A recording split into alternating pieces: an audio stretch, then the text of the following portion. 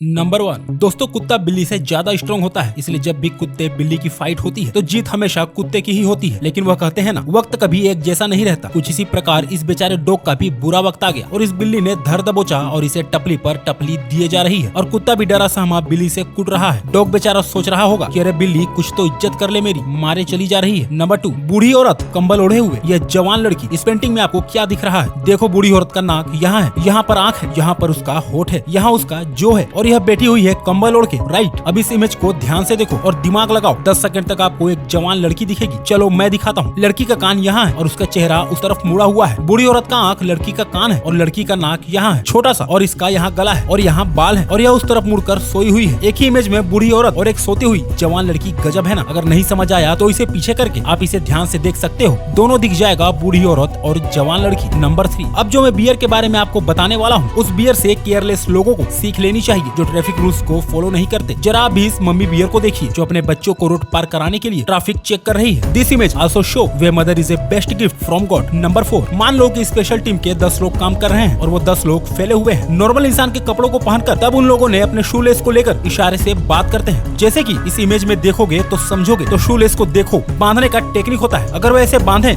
इसका मतलब I have information, मेरे पास जानकारी है। ऐसा बांधा हो तो मतलब फॉलो मी, मेरे को करो। तो ऐसे टाइप के पैटर्न होते हैं जिससे कि वो सीक्रेटली कम्युनिकेट करते हैं। एंड मैंने आपके लाइफ में जनरली जो स्कूल देखा है कि बच्चे एग्जाम के टाइम ऐसी सिचुएशन में कनेक्ट करने के लिए आंख को अगर 2 बार पलक झपकाएं ऑप्शन बी, 3 बार झपकाएं तो ऑप्शन सी, ऐसे करके कम्युनिकेट करते हैं। तो वो रियल लाइफ में भी सीक्रेट कम्युनिकेशन, जिसको हम लोग कहते हैं card and code secret communication, इसका इस्तेमाल होता है। नंबर 5 आपने कभी न कभी कैप्सिकम यानी कि शिमला मिर्च तो खाई ही होगी, मगर क्या आपको पता है कि आप जो कैप्सिकम खाते हो वह मेल है या फीमेल? तो आज आप इस फैक्ट को जान लो कि जिस कैप्सिकम में 3 बूम्स होते हैं जैसे आप यहाँ देख सकते हो वह मेल होता है, और जिस कैप्सिकम में 4 बूम्स होते हैं जैसे यहाँ है वह फीमेल होते हैं। मुझे लगता है कि ज्यादातर लोगों को यह बात पता भी नहीं होगी। नंबर 6 यूएसए के एक आदमी ने फोर्जा खरीदी, वह भी बिल्कुल फ्री में। पर कैसे? तो बात यह है कि एक आदमी ने फोर्जा खरीदी और कहा कि मैं पेमेंट चेक से करूंगा, और एकदम रियल की तरह उस आदमी ने सब कुछ फिल करके फोर्जा खरीद ली। और उसके कुछ दिन बाद पता चला कि वह चेक फेक था, और उसके बाद जो फोन नंबर था पर वह भी नॉट रीचेबल था, और वह आदमी आज तक नहीं मिला। और किस तरीके से उसने फेक चेक दिया और सब कुछ किया वह भी आज तक पता नहीं चला। नंबर 7 आपने जंग तो देखा ही होगा, यह रश्क जिसको जंग कहते हैं। हम लोगों के लिए जो जंग देखने में सिंपल सी चीज है कि हाँ लोहे में जंग लगती है, ठीक है, सबको पता है। बट आपको पता है यह जंग कितना लॉस करता है? पूरे वर्ल्ड वाइड जंग के चलते करीब सारे देशों को मिला दे तो जंग के चलते $2.5 ट्रिलियन